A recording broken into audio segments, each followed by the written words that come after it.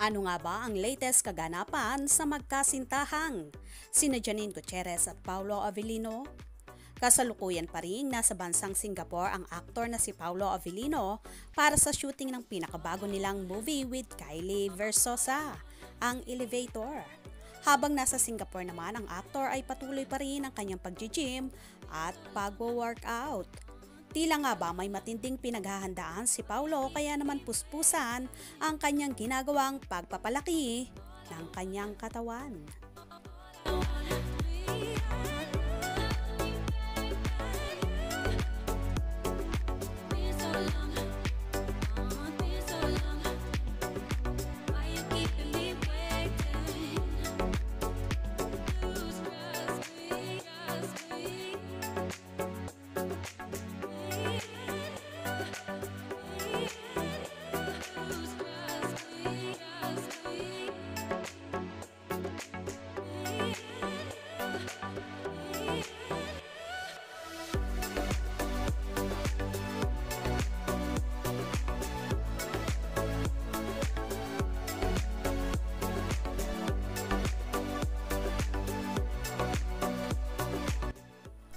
Samantala, nagbahagi rin si Paolo ng short video ng ilang kaganapan sa naging show nila sa Milan, Italy.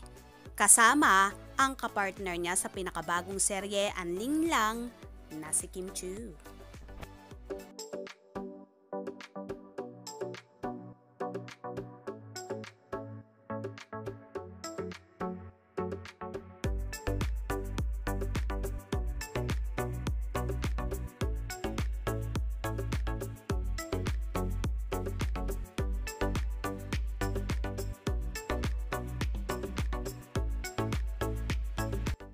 While si Janine Gutierrez naman ay katatanggap lang ng award mula sa 25th pinakapasadong actress para sa movie nila ni JC De Vera, ang Bakit Di Mo Sabihin.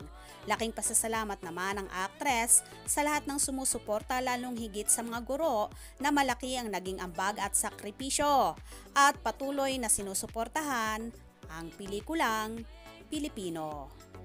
Ibinandayre rin ng aktres ang kagandahan sa naturang parangal na ito, kaya naman mas marami ang natuwa at nagandahan sa dalaga.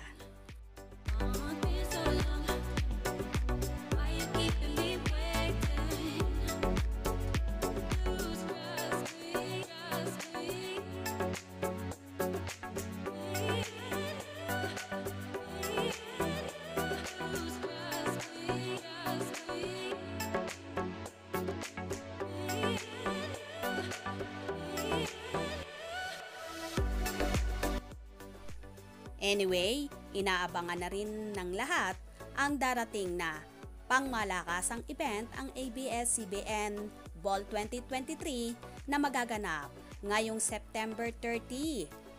Paniguradong mangangabog sina Janine at Paolo sa naturang event na ito, lalo pat si Janine ay first time makaka-attend sa naturang event ng Kapamilya Network. Kaya naman tumutok at wag na wag pahuhuli sa mga maiinit na kaganapan, especially sa Paunin Updates. Mga ka-scoop, anong inyong magiging reaction sa bidyong ito? Comment below.